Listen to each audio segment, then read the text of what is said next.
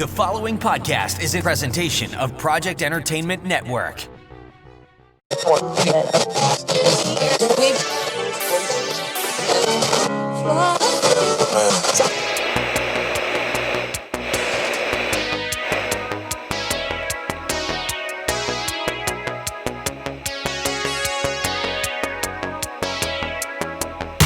You're listening to Creeping Wave Radio, a documentation of our decidedly creepy escapades here on YouMind, once the mics go off.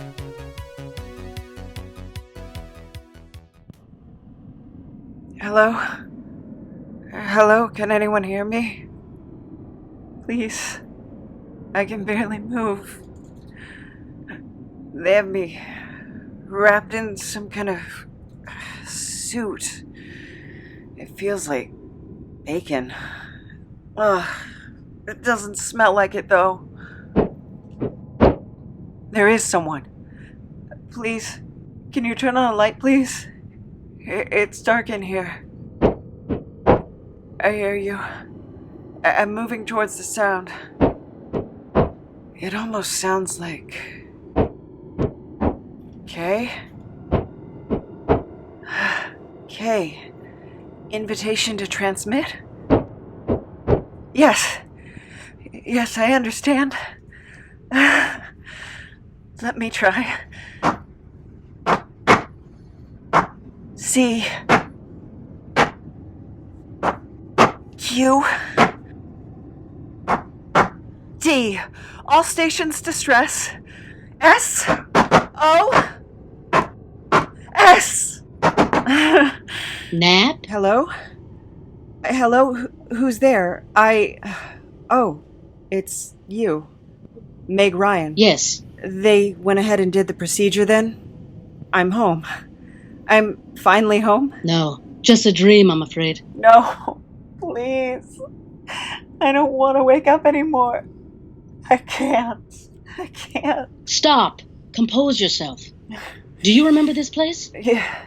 The Soviet prison they took me to back in 1917. They made me wear this membrane, a false skin of my own when I wasn't being made use of. Why? It was a barrier.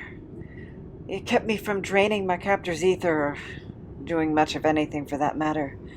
It kept me weak because they couldn't keep me obedient. Then you know why you have to wake up. Show me the way home, honey.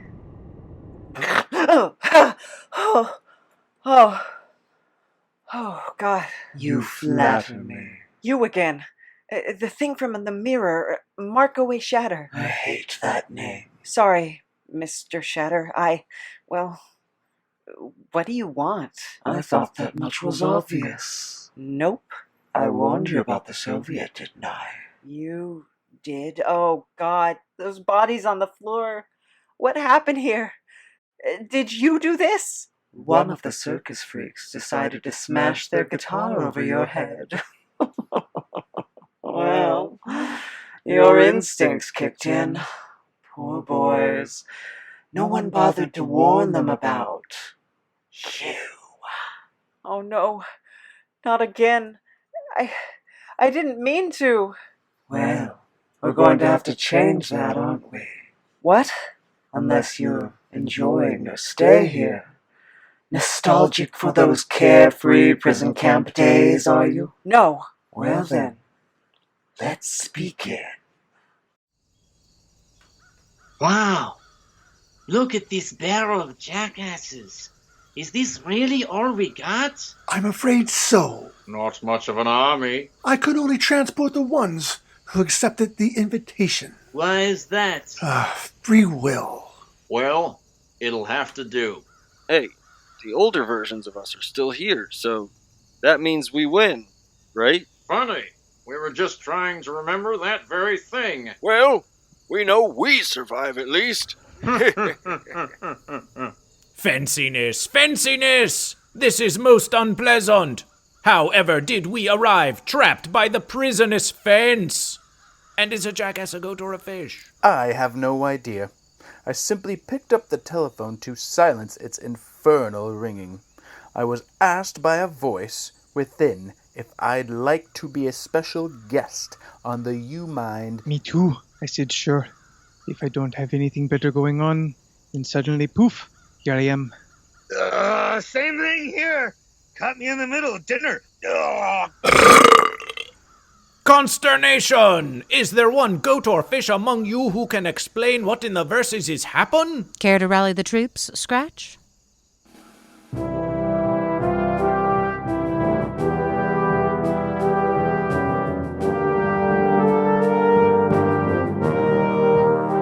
Cryptids and creatures of legend.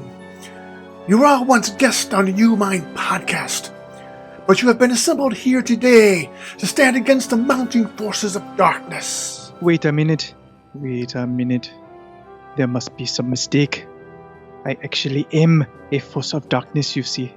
I am a diabolical, adorable talking cat. We took that into consideration. However, an even darker and less adorable darkness now threatens us. Is darkness goat or fish? Yes, what are you talking about? Some to die. Hi, that was very vigorous with your reading, Meryl. Yes, hello, hi. I'm sorry about the darkness and all, but, I was told there would be, snacks? Oh, yes, of course. Yes, pizza and beer for the survivors. Who is Each one of you has been selected because of your specific abilities. And also because your number was in Napoleon's contact list. So good on you. Way to network. Fanciness. Maybe play that part down, Esther. Sorry, my bad. Let's take a moment and get acquainted with one another. Roll call. Goat versus fish. Goat versus fish. There is no need for this calling of rolls. Goat versus fish is with you always. An agent of obfuscation, able to cloud their opponent's minds with one simple question. The one true question. Save it for the field, soldier. Tybalt, the talking cat. Present. As crafty as he is, cute. I am very cute, this is true. But my craftiness would be the stuff of legends if I wasn't so crafty that nobody ever noticed. Oh, I could just eat him up. Don't you dare. He'll be heading up recon and intelligence. Intelligence? Preposterous! You chose this feline as your intelligence operative over me? Meet Gabe, the lizard man. Your shape-shifting abilities will be imperative in the field. Shape-shifting? In a field? Where is this field of which you speak? Have you actually seen this guy shapeshift, Scratch? Do not question my abilities, feeble human. My powers are beyond your comprehension. We'll team you up with the San Diego werewolf. Another shapeshifter? No, agent of annoyance. Hey, put her there, partner. Do not touch me, odious beast. You smell of boiled cabbage and wet dog. Actually, I boiled the dog, too. Worst comes to worst, we can always use them to catch bullets. Speaking of which, we have Esther on the twin PP7s. Locked and loaded. Gladys, you ready with that crossbow? These are the moments that I live for. And I have my horn. You sure do, Norma. You sure do. Hey, Daddy-O. You weren't really going to go into battle without us, were you? We Scratch can have to stick together. Leah, Gally, I can't believe this. What are you doing here? Can't believe your daughters would have your back. Or want in on an epic battle like this? I'm surprised Marcotte isn't here. Nap's her boyfriend, after all. Never mind that. We'll have to make do with who we have available. We know, which is why we brought reinforcements. You did? Who? Well, just try to keep an open mind, okay? It's never a good sign when someone says that. I smell a train wreck. Well, might as well enjoy the show. Smoke 'em if you got 'em, boys. Stow that doobie, soldiers. We have a special task in mind for you three. Gally, my dear, show me those reinforcements of yours. Come on out, troops. Gally, those are Soviet vampires. The same ones who held you prisoner. What is left of my unit, anyway? You already know Commissar Katya, and this is Comrade Jeremy. I was out getting groceries when you launched the assault on Old Lair. Imagine my surprise. But we are willing to forgive this transgression for now. How generous of you. And why, pray tell, is that? One simple principle of war. The enemy of my enemy is my friend. How droll. Where are we? The deepest recesses of your mind. Okay, so you just invited yourself into my head? You hold no secrets from me, I assure you. You must search your memory to regain control of your abilities. Oh, the whole aether-sucking thing. Yes. How come you can just enter into my head? I'm super uncomfortable with that. Tell me what you remember of your time among the Soviet vampires. What did you see? Nothing. Why is that? They put metal shields over our eyes to block out the light. To blind you. Keep you disoriented. At first. What happened? I started to see with my mind. And what did you see? Aether. Like incandescent waves flowing all around me, pooling in each living body, cutting their shape out of the darkness. I saw how easy it was to manipulate it, not just by absorption, but... Go on. Once you knew it was there, you could bend it, mold it to change people's perceptions. And you did this to your captors? No, I couldn't. Why is that? While we were in the camp, they'd bind us in a synthetic skin. Something they created. It took root in our own flesh, growing over us like a shell. It kept you defenseless and weak. It kept us hungry. Cut us off from all the aether all around us. But it kept them safe. They forced their human prisoners to skin us like rabbits, down to the gristle. They wanted to make use of us, to train us. They knew we'd heal up just fine. The benefits of immortality, I suppose. They wanted to train you. We were their prisoners and their legion, but they were afraid of us. They hid themselves away and gave orders through a voice pipe. Skin the creatures! While snipers trained their guns on us through slats in the wall. No, I won't. It's too cruel. I won't be part of it. They didn't understand that a death by the sniper's bullet was the more merciful fate. Now pick up the knives and skin the creatures. They assigned the task to the old, the infirmed, prisoners who couldn't be made to work anymore. It was a death sentence for them. We couldn't help ourselves. We were just so hungry. You say, we. Who were the others? Children, mostly. Easier to train, I guess, and catch. I only ever saw them in passing, when I was being transported by the human prisoners. There is a carriage waiting outside this corridor. Bring the creatures to it, and remember, you are being watched. The children. How old were they? What did they look like? You couldn't tell one from another under the synthetic skin. Just row after row of featureless porcelain dolls, with a glint of metal where their eyes should be. I never spoke to any of them. I don't think. What do you mean, you don't think? There was only one other prisoner like me I ever spoke to, but I never saw them. Not even their ether patterns. Why? We only ever spoke through the wall. Not spoke. We'd knock. Morse code. 8.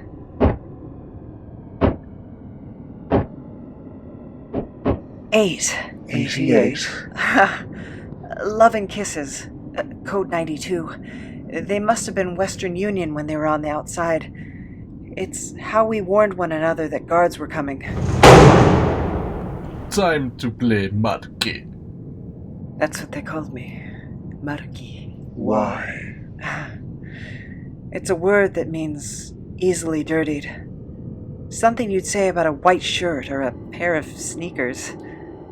You see, I was put to different uses than the children were. Why is that? My age, the body I wear, made me useful for what they call compromat. Collecting intel that could be used to put an opponent in a compromising situation. More often than not, I was the one creating the compromising situation. They trained me so I could bend the aether and make people see me as whatever I needed to become.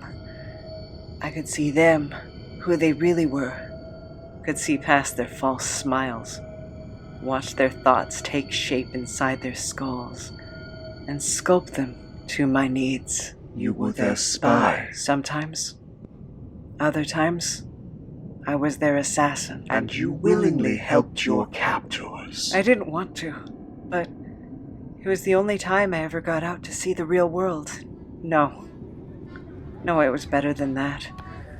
I saw what life was like for the elite, the people in power, and I wanted to live like that. So you complied. For a time.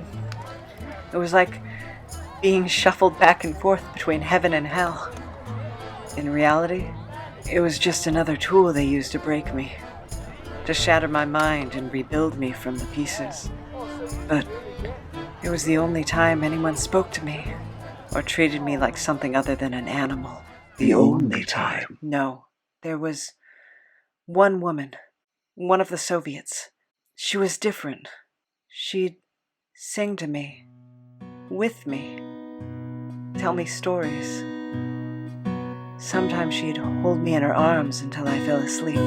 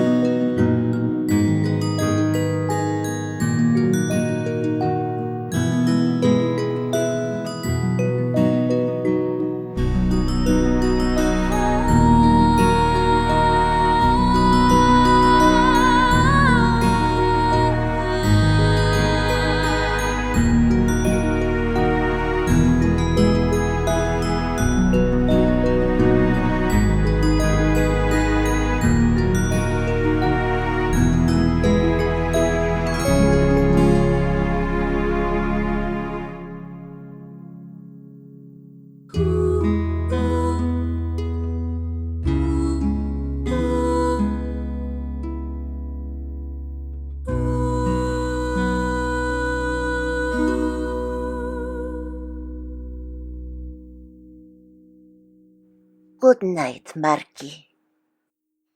And the other Soviets hated her for it. Especially. Koptia!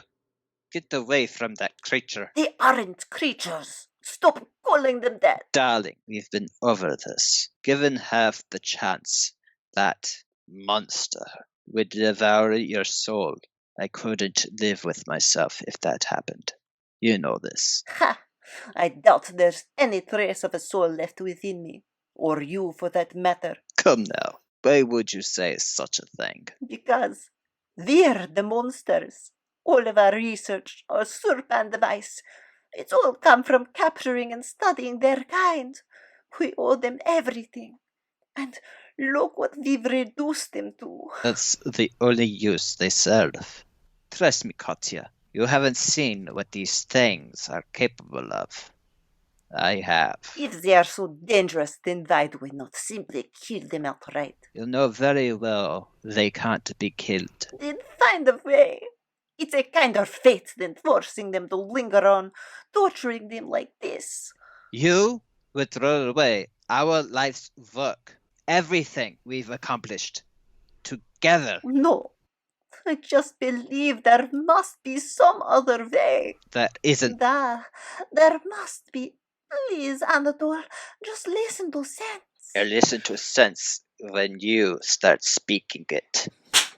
He hit her. I was livid. I found the strength to rush at him and attack. Help!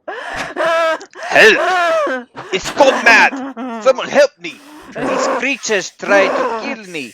But no one came. They were all too afraid. That's enough, Marquis. I was a fool to ever believe you could rise above your nature and dedicate yourself to something truly great. You want to play mother to these abominations? Then spend the night with your precious lamb. We'll see if there's anything left of you come the morning. I'll find a way to get you out of here, Marquis. I promise you that. I knew there was a reason I let her live.